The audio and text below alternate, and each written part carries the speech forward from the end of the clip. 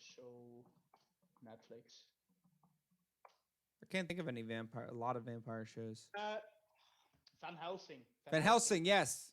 Yeah, so Elsa Bloodstone is kind of like Van Helsing of Oh, the Marvel dope. universe. So yeah, she's a hero. Definitely, I She could see Moon Knight being related to Blade in some way in the future. yeah, like those characters like Moon Knight, Blade, Elsa Bloodstone, Ghost Rider, Mm-hmm. maybe Morbius if they can Yeah, get that deal done, like the Marvel Knight or the Midnight Suns, the TV yeah, they they had. they definitely have a potential to do something cool with that. Definitely have to see if I that happens or not. I like those darker characters from the Marvel universe. I think they are really cool. Yeah, I wonder almost if they talk about the horror elements, the scary elements in Multiverse of Madness. I Hmm. wonder if that's a way of them testing the waters a little bit, like maybe not doing exactly as dark as like Blade might be or Moon Knight, but like testing it and saying, can we start to do a couple of these that are a little darker? Can we explore it within PG-13, but also be able to keep it as a family movie? Because they're gonna want to, like, as much as like whether we like it or whether we don't like it, they're gonna keep every You can do movie family. They're going to keep all the four quadrants. They're going to keep yeah, all those people in it. but you can have a family horror type Right, movie. exactly. You So you I think ever you Multiverse of have Madness you is going ever to touch seen it. have you ever seen that animated movie Monster House? Yes, yes. Yeah, I know because like when I saw that movie, I was like 9 years old. I was terrified. Right. So that's not like that's scary, but just like yeah, it's like a family type scary movie, Yeah, horror type.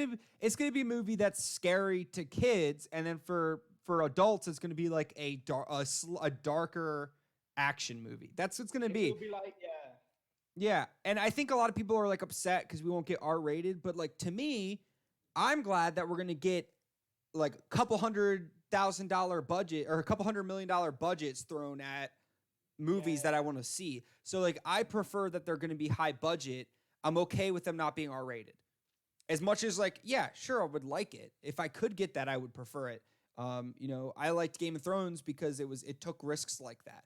But this is the but Marvel universe, and at one point you're gonna be like, they do you really want the movies made well or do you want them made R rated? yeah, but they can do that. They have Hulu, so you can Right. release your family friendly movies on Disney Plus, and you can have your family not friendly movies Right. on Hulu.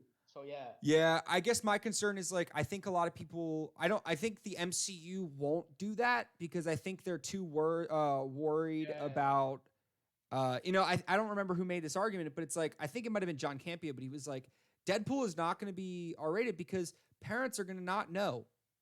If they keep it in the MCU, like if they keep Deadpool and they start having him play in the sandbox, right? You start seeing him show up in the Avengers movies, right? Like you're gonna see Deadpool there. You're like, oh, that's Deadpool, and then or Blade, right? You see, oh, that's Blade. He's showing up and stuff. So then you go and you're like, I'm gonna go watch the Blade movie. Well, if the Blade movie's rated R and your kid just watched it in Avengers, like they're not prepared for that, and it's going to be hmm like it's too much confusion for the casual audience and potentially parents that might bring their kids to the wrong movies. Do you want do you, yeah now I'm going off path. Do you want to know a funny story? Yeah, go for it. So you know the movie Sausage Party.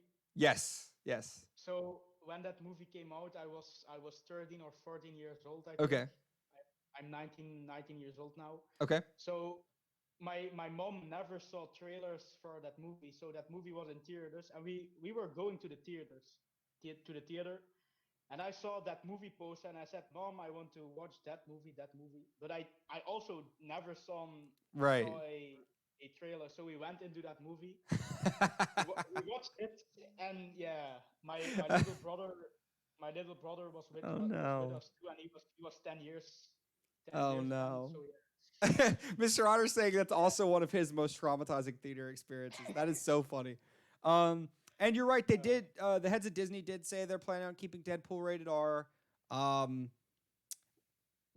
yeah, but how they handle they didn't. Deadpool is going to tell us how they're going to handle the rest of them. Yeah, I likely think so they're going to do somewhat like the Sony universe. Maybe they'll have some things go over in Deadpool. Here's if I were to do it, if I were in Kevin Feige's shoes or whoever's calling the shots on that decision, I would say you keep Deadpool on his side. You can have characters from the MCU crossover, but you can't have them in the trailers. And I would say, I'd say you can't do them in the trailers. You can't say you're going to bring the other. You can have Spider-Man even in there, but you cannot say it in the trailers because if you put it in the trailers, people are going to see, oh, that's Spider-Man, oh, that's Captain Marvel, whatever, and then they're going to go to Deadpool. So you need to keep them out of the trailers, but you can have Deadpool have characters come over. You can't have Deadpool in the Marvel, just like Sony probably like play on one side. Or you could do it like you just have like R-rated Deadpool movies, and then when Deadpool crosses over with the Avengers, or you just do him family friendly in the movie. Yeah, exactly. I mean? You're right. And Mr. Otter makes a point. You probably wouldn't have the MCU characters in Deadpool because they're a massive marketing tool. So the only reason you put them in is to market them.